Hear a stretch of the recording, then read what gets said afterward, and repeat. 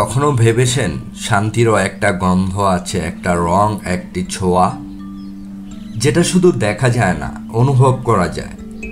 আর সেই অনুভূতির নাম হলো শ্রীমঙ্গল।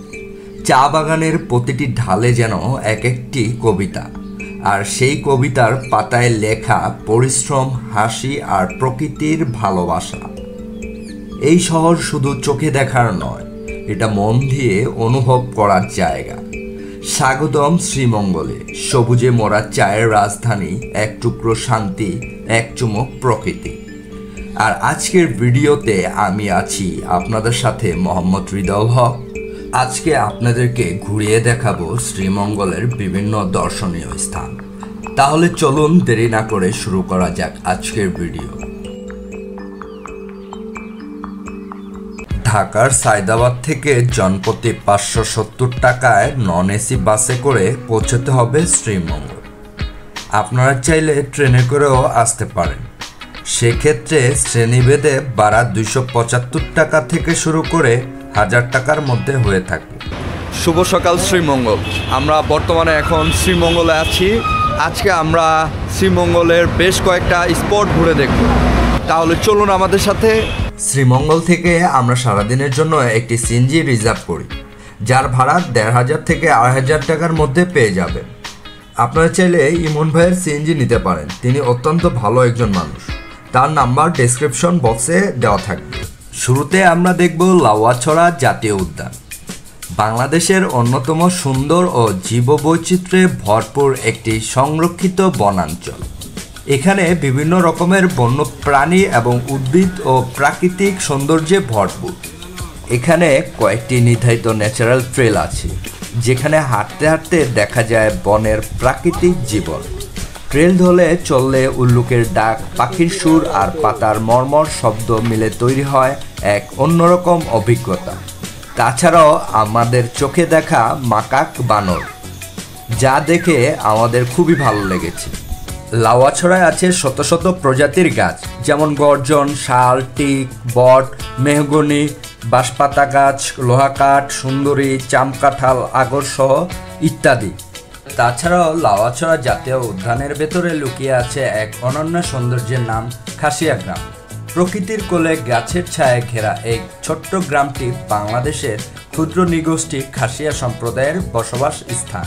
খাসিয়ারা সাধারণত পান চাষ করে জীবিকা নির্বাহ করে থাকেন।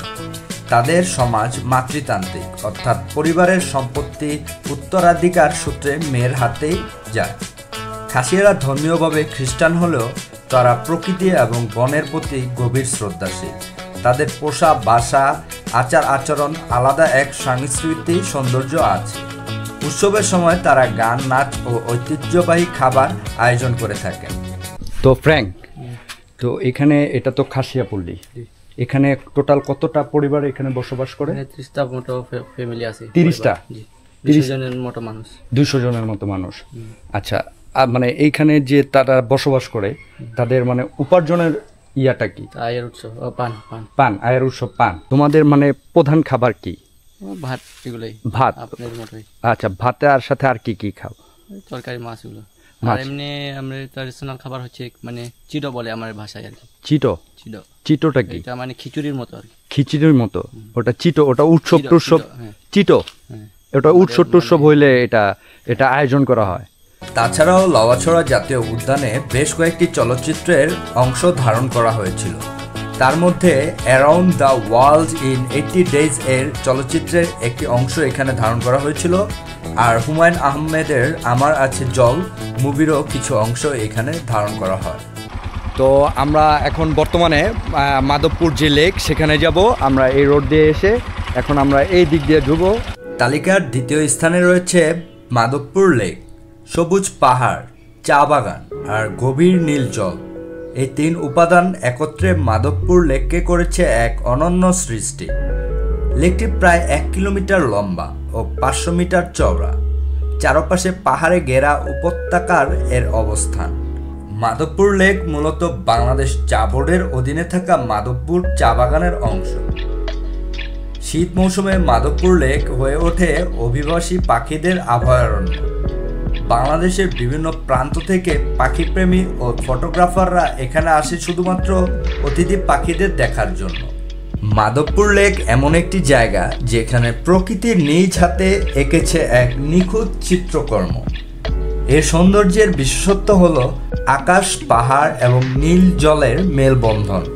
পানির ওপর সূর্যের প্রতিফলন এমনভাবে পড়ে যে মনে হয় আকাশটা যেন জলের ভেতরে গলে যাচ্ছে। এটাই মাধবপুর লেকের সবচেয়ে সুন্দর মুহূর্ত।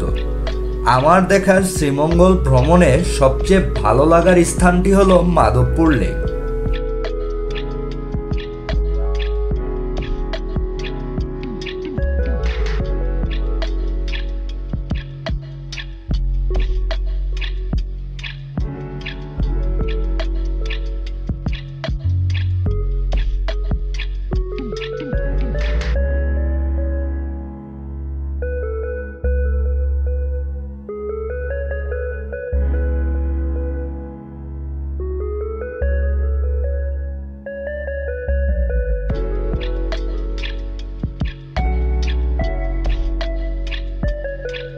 তো বর্তমানে এখন আমরা আদি নীলকণ্ঠ, এখানে আসলে আপনারা অবশ্যই 7 রঙের যে চাটা এখানে পাওয়া যায়।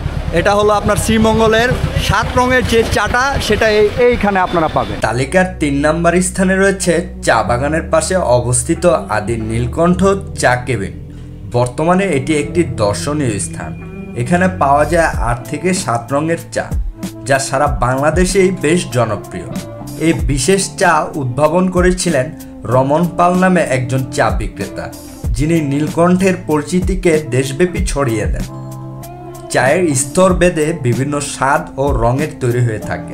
টোটাল আপনার 8টা লেয়ার, এই যে দেখুন 1 2 3 4 5 6 7 8, মানে 8টা লেয়ার তারা বলে থাকেন, কিন্তু আসলে এটা কয়টা লেয়ার মানে এক্স্যাক্টলি বোঝা যাচ্ছে না। তো আমরা এখন এটা খায়া একটু টেস্ট করব, দেখি এটা কেমন লাগে। তো আমরা এখন 8 লেয়ারের চাটা দেখবো, এটা আসলে টেস্টটা কেমন। এটার প্রথম যে লেয়ারটা সেটা দুধ, এবং পরের বাকি একটা এক এক রকম লেবু, তারপর আরও বিভিন্ন রকমের ফ্লেভার। একদম যে লাস্টের পার্টটা,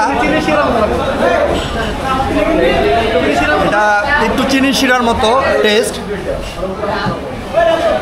লাস্টের লেয়ারটাই শুধু একটু মজা, এছাড়া বাকি লেয়ারগুলো এত ভালো লাগে না। তো মানে এখন আমরা হরিণছড়া যে গলফ মাঠ সেখানে যাচ্ছি।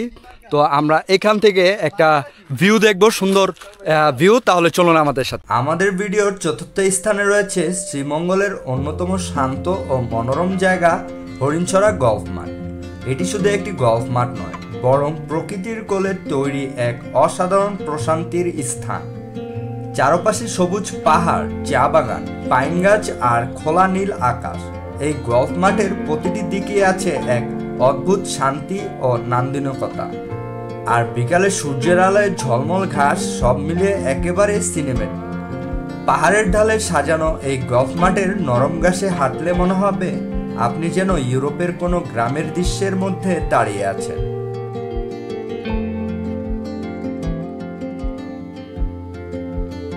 বর্তমানে এখন আমরা লাল পাহাড়ে যাচ্ছি, শ্রীমঙ্গলের আরেকটি দর্শনীয় স্থান লাল পাহাড়। তাহলে চলুন আমাদের সাথে লাল পাহাড়। আমাদের আজকের 5 নম্বর গন্তব্যস্থান হলো চায়ের রাজধানী শ্রীমঙ্গলের লাল টিলা। লাল টিলার সবচেয়ে আকর্ষণীয় দিক হলো এর লালচে মাটি আর টিলা ঘেরা সবুজ চা বাগান। লাল টিলার ঢালে সারি সারি চা গাছের ছায়া আর শ্রমিকদের কাজের দৃশ্য যেন এক জীবন্ত পেইন্টিং। চায়ের সুবাস, পাখির ডাক আর দূরে পাহাড়ের রেখায় মিলে তৈরি হয় এক নীরব কবিতা।